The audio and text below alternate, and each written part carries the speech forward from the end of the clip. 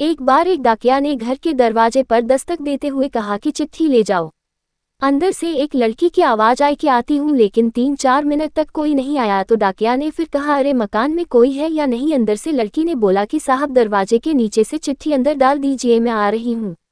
तो डाकिया ने कहा, नहीं मैं यही खड़ा हूँ, कागज पर आपको दस्तखत करना होगा। 6-7 मिनट के बाद दरवाजा खुला। देर होने की वजह से डाकिया बहुत गुस्सा था, वो चिल्लाने वाला ही था, तब तक दरवाजा खुला और वह देखकर चौंक गया। सामने एक अपाहिज कन्या जिसके पाँव नहीं थे बिल्कुल सामने खड़ी थी। डाकिया उस कन्या को पत्र देकर और उसके दस्तखत लेकर वहां से चल दिया। अगली बार से जब भी उसके घर पत्र लेकर जाता तो वह डाकिया उसके घर पर एक बार आवाज देकर चुप हो जाता, तब जब तक कि वह कन्या बाहर नहीं आ जाती। एक दिन उस कन्या ने डाकिया को नंगे पांव देखा। दीपावली नजदीक आ रही थी। उस कन्या ने सोचा कि डाकिया को क्या उपहार दूं। अगली बार जब डाकिया उसके घर आया तो उसके घर के दरवाजे के आगे जो मिट्टी थी उस पर डाकिया के पैरों के छाप आ गए थे, जिन्हें वह कन्या कागज पर उतार कर उसके पैरों के नाप ले लिए। अगले दिन उस कन्या ने अपने नौकर से उस नाप के एक जूते मंगवा लिए। अगले दिन डाकिया ने गली के हर व्यक्ति से उपहार तो मांगा, लेकिन फिर सोचा कि इस बिटिया से मैं क्या उपहार लूं। पर उसने सोचा कि गली में आया हूं तो उसे मिल ही लूं।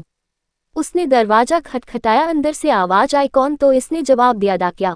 उस लड़की ने अपने हाथों में उस जूते को अच्छे से एक डब्बे में डालकर लाए और दरवाजा खोलते ही कहा, ये लीजिए आपका दिवाली का उपहार, आपको ये तोहफा मेरी तरफ से भेंट है। डाकिया ने कहा कि तुम तो मेरे लिए बेटी के समान हो, तुमसे मैं उपहार कैसे ले सकता हूँ।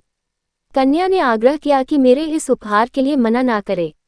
जैसे ही डाकिया ने उस डब्बे को हाथ में लिया, कन्या ने कहा कि आप इस डब्बे को घर ले जाके खोलिएगा। घर जाकर जब डाकिया ने उस डब्बे को खोला तो वह दंग रह गया, क्योंकि उसमें 2 जोड़ी जूते थे। उसकी आंखें भर आए। अगले दिन वह अपने ऑफिस पहुंचा और अपने मालिक से कहा कि उसका तबादला फौरन कर दिया जाए। मालिक ने कारण पूछा तो इसने उस जूतों को मेज पर रखते हुए अपनी सारी कहानी सुनाई और भींगी हुई आंखों से कहा कि आज के बाद मैं उस गली में नहीं जा सकूंगा। उस अपाहिज लड़की ने मेरे नंगे पांव को जूते तो दे दिए, पर मैं उसे पांव कैसे दे पाऊंगा।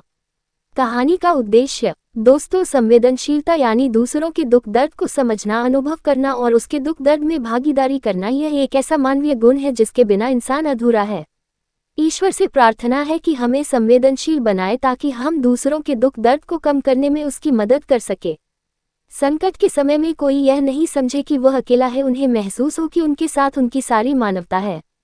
सीख, हमें सबके दुख दर्द को समझना चाहिए, संवेदनशील रहना चाहिए, क्योंकि जब तक हम दूसरों के दुख को नहीं समझ सकते हैं तब तक हमें हमेशा ये लगता है कि दुनिया में सबसे ज्यादा दुख आपके पास ही है। दयालु बनिए, मानवता दिखाए, लोगों के दिलों से जुड़ने का सबसे अच्छा उपाय यही होता है।